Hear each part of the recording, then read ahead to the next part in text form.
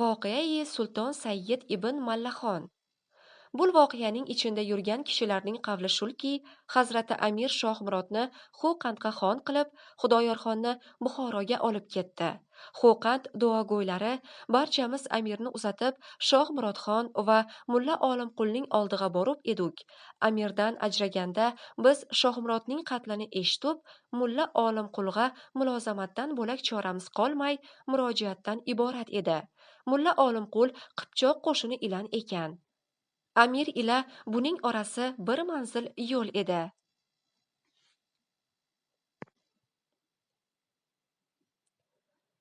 Mulla Olimqul bizlarning kelurimizni bilib ekan, istiqbolga chiqdi. E'zozu ikrom qildi, chodirini olib tushirdi.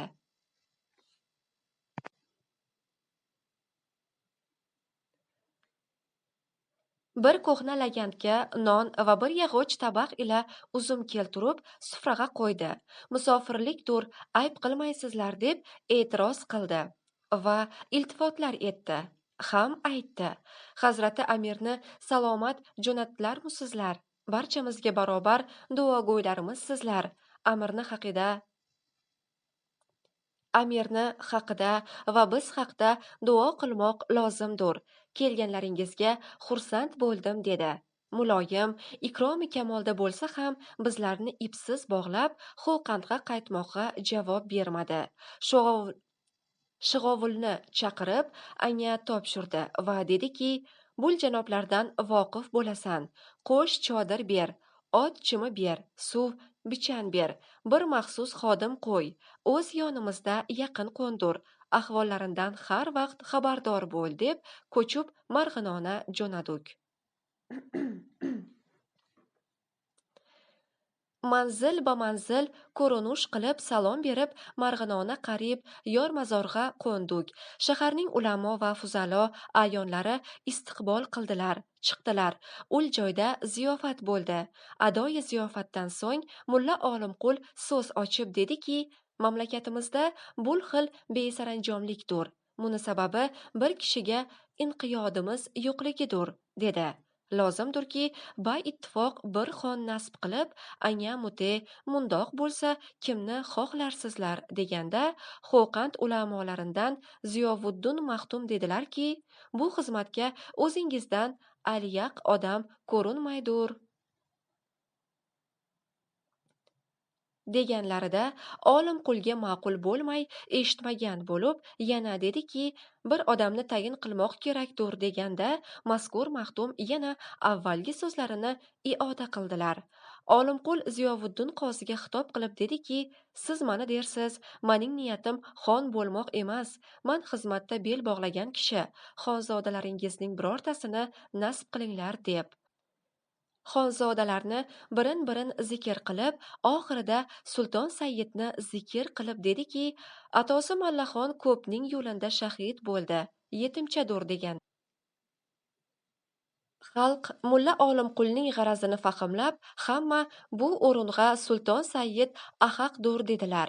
Filhol oq kigizga solib, rusumi sobiqada ulamo va fuzalo ayonlar ko'tardilar, taxtga chiqardilar. U haddi bulug'ga yetmagan murohiq edi. Rusumi qadim ulamo va fuzalo va ayonga saropo bermak ekan. Mulla Olimqul dediki, taqsirlar o'zimizniki. Saruponi avvali Marg'inon ulamolaridan bersak deganda, Hasanxo'ja Qozikalon Mulla Olimqulga qarab, o'zlari bilsinlar debdir. Mulla Olimqul alhol Dorul Mulk Marg'inondur. Xo'qand duogo'yi hammamizga barobar mehmondurlar deb, yana bu so'zi mehmonlarga shofiy bo'lmagandek ko'rinib, har ikki tarafdan barobar saropo berib, kimxob atlas, qimmatbaho ashyodan xonning xizmatida shig'ovulni va hudaychi va necha xodim lavozimotini tayyorlab, askar va sarkardalarga sarosar oq saropo berib, barchasini farishtadek qilib chiqardi. Bu 3-4 soat ichida muncha 5-10 ming kishiga mundoq saropolarni qaydan tayyor qildi yoki avvaldan muhayyo edimu deb hamma bu ishga ofarinlar aytib taajjubga qoldilar. Bu voqea 1285-sanada edi. Anda mulla Olimqul sar askar bo'lib, tajdidi unvon berilib, amirlashkar laqab bo'lib, mundan so'ng Olimqul ismi matruk qoldi. Amirlashkar bo'ldi. Sulton Sayyid faqat san'at ilayh kursiga sohib bo'lib, hamma inon ixtiyori juzviy va kulliy amirlashkar qo'lida edi. Xonlik ishini bartaraf etgandan so'ng ko'p turmay Xo'qandga bordi. Yurtni saranjomga solib, fursat o'tkazmay Rossiya Turkistonga keldi, deb xabar keldi. Amirlashkar Toshkentga keldi, Shodmonxo'jani o'ldirdi. O'rniga Normuhammad Dodxohni voliyi Toshkent qildi. Davlat Tojik degan kishini Turkistonga hokim qilib yubordi.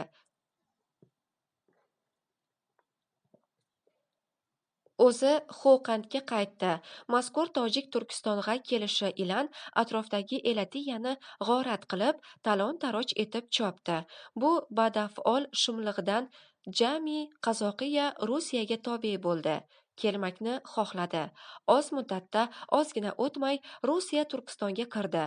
Bu to'g'rida Hazrati Sulton Hoji Ahmad Yassaviy Turkistonga aytgan karomatlari to'g'ri keldi. Mundan 800 yillar ilgari aytgan ekanlar. 1281da o'rus kelgay, Turkistonni atrofini qamsab olg'ay. Bunga muvofiq 1281-yilda Turkiston va Avliyoota Rossiya tasarrufiga o'tdi. Andan Chimkentga qasd etgani amirlashkarga eshitildi. Xo'qand askari ilan qish vaqtida Chimkentga keldi. Anda Rossiya askari Turkistondan chiqqan yo'q ekan. Chimkentda atrofga odam yuborib, kattalarni chaqirdi. Chunonchi bulardan Siddiq to'ra turkistonlik va Qazoqiyadan Boyzoq biyni chaqirdi. Amirlashkar Boyzoq biyni o'tqizib aytdi: Boyzoq, san avvaldan islom askarini zakot berar eding, nega endi bizga bermay Rossiyaga berding, deganda Boyzoq biy amirlashkarga aytibdirki, men sizga-da bir amin ham Rossiyaga, deganda nega desa, Boyzoq aytibdirki, taqsir, men avlodli kishi 120 biy atosimen. Bularga jaylov deb Rossiyadan 4 tosh yer, ya'ni 25 chaqurum yerni ijaraga olganman. Ani ijrosini beraman, sizga zakot beraman, deganda amirlashkar, sen 2 marra ahd qilding, yana buzding, deb jomador muni g'ambarakqa solib ot kel, desa, bechora Boyzoq chol qari, yoshi 100dan o'tgan kishi aytibdir: hoy amirlashkar, meni bo'yla qilma, ko'zimni ko'r qilib Xo'qandga jubor, men Rossiyaga daf bo'laman. Mening o'lganim bolalarim biylarga yetsa, sanga yov bo'lurlar. Rossiyani sanga boshlab kelar. Har ish qilib meni o'ldirma, desa ham amirlashkar quloq solmay, kafil xat berayin desa ham quloq solmay, oxiri 100 paysa doruni g'ambarakga solib, kichkina odam ekan, yoniga 2 bog' qurut beda tiqib otibdurlar. Osmonga ketib, na o'ligi va na suyagi ko'rinmadi.